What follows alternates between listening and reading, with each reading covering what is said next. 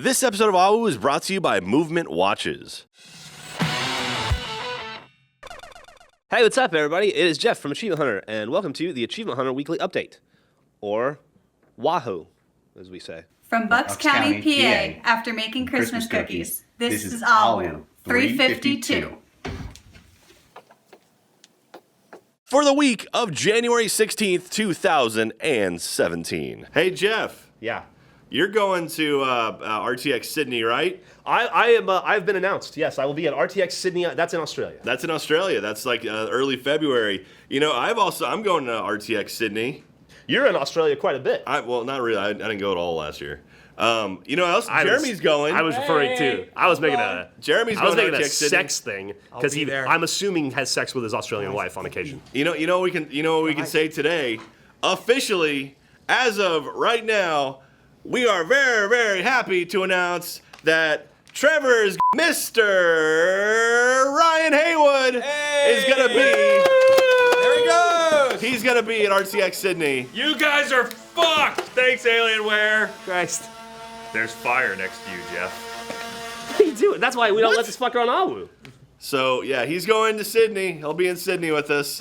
So I think. Oh, that's all six. Is that officially all six of us are now announced. going to be at RTX Sydney? If you don't have tickets, buy them now. You know what that means? What's that mean? We're not going to be in Austin to make any content for a week. Nope. It's got some games coming out this week. Better week to be a PlayStation person than an Xbox person, it seems, because you get to play 2064, Read-Only Memories, and The Flame in the Flood, and Gravity Rush 2. Jealous. Whoop-de-fucking-do. But then if you have a PC, you can play a game called Urban Empire. Or if you have a 3DS, you can play Dragon Quest VIII. Or if you have a PlayStation 4, an Xbox, or a PC, feel free to play the Mighty Morphin Power Rangers Mega Bad.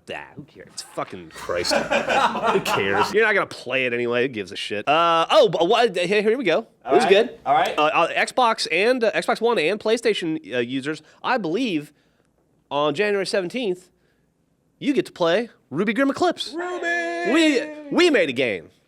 Nobody in this room, but we as the royal rooster we. And that game has been on Steam for a while, and now it's going to be on the Xbox and the PlayStation, and it's called Ruby Grim Eclipse. It's about a package of crayons. This is the toys that the guy sent. Yeah, somebody sent us some cool toys. From Antsy Toys. Thank you very much. Antsy Toys. It's the Tower Pimps, but it's like Goatsy Toys. It's fidget thingies. Fiji. Never heard of this fidget stuff. Jack, can I interest you in an achievement of the week? Yes, Jeff, you gonna interest me in achievement of the week? I'm gonna go with this game, Ruby Grim Eclipse. This achievement is called the old-fashioned way. The old-fashioned way. And it is to beat any horde map without building a turret. Oh. It is I was looking on Steam because the Xbox achievements aren't listed, so I'm sure they're the same though. And it was the achievement that's been completed the least amount of times. Nice. So it's probably the hardest. You know what my favorite part of Ruby, the anime, is? What's that? The turrets. The turrets, Ruby turrets. Horde modes are nice. And the horde mode in the show is really cool. Episode 7 horde mode was great. Yeah, it was good. Yeah. Community. Oh yeah, this week's art of the week is from Inane Ann. I wanted to call it out because it's me. It's Viking Jack from 11 Little Roosters, which I think starts this week, maybe. Anyway, thank you, Inane Ann. I totally turned it on. Hey guys, Okay, this is a prop. This doesn't even work anymore. Community video of the week this week is In the Dark. Here it is, Best of Achievement Hunter 2016 by Hero They Call Me. It's over 4 hours, so grab some snacks. You're gonna be there for a while. Get up, walk around a couple times throughout the video, but here it is. It's Jack. Which one's Jay? Because he I thought we agreed that it was golf. He's got a gun. It's All right. golf or Jack, but golf. I It's feel like you, Michael. It's Jack. It's Jack. It's All right. You killed Gavin. He was innocent. It's Jack. It's Jack. I told you it's Jack. Hey, Jeff. This is the Jack portion of the video now. So as far as news goes this week, hey, Nintendo had a big thing last Thursday night. They announced the Nintendo Switch. Well, they've already announced the Switch, but they announced a bunch of details about the Nintendo Switch, including it's coming out on March 3rd. Yo, that's like a month and a half away. Are you excited? I know Jeremy's excited. Thrilled. See that? It's going to be $299 or rounded to $300 if you're that kind of person. It's going to have a new Zelda title as a launch title. Mario's coming later in the year, Super Mario Odyssey, and it's crazy. It's like Mario hanging out with real-looking people. kind of weird. Pretty fucking creepy. Yeah, it's like him running around like New York City and stuff, or what looks like New York City. There's like throwbacks like Mario Brothers 2, and it's weird. It looks pretty interesting.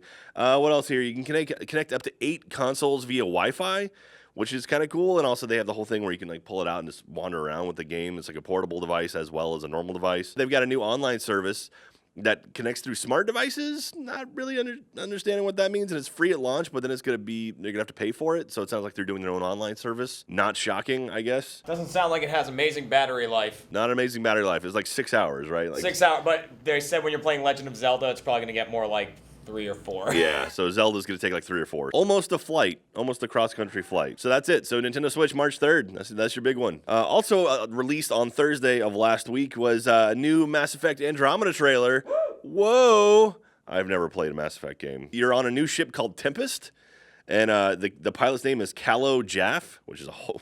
I think that's what he That's said. what Jeremy said. This is all coming from Jeremy this week. And also, it's going to be released on March 21st. So I think they've announced the date already. But anyway, if you're ready to get your Calo Jaff on, go for it. And also, last but not least from me, Xbox One has the backwards compatible thing, slowly removing the need to ever use your 360. Dragon Age 3, Battlefield 3, and the best Battlefield game ever, Battlefield Bad Company 2, are now backwards compatible on Xbox One. So go play those.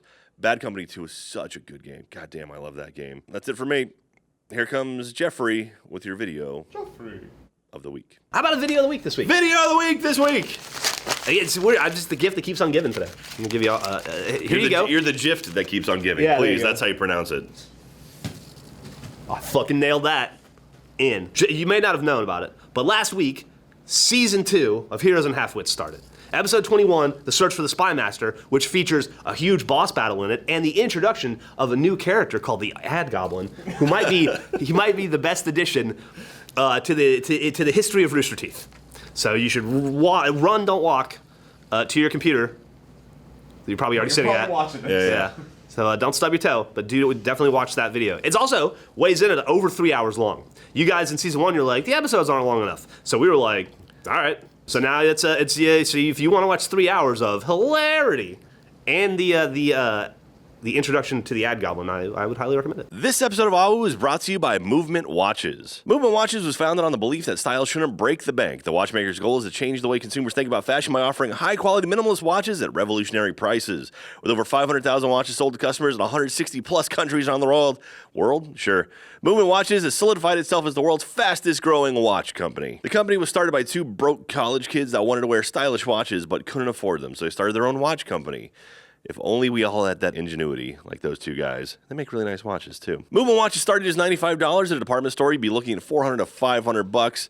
Movement figured out that by selling online, they were able to cut out the middleman and retail markup, providing the best possible price. Get 15% off today with free shipping and free returns by going to movementwatches.com/AHWU. That's MVMTwatches.com/AHWU.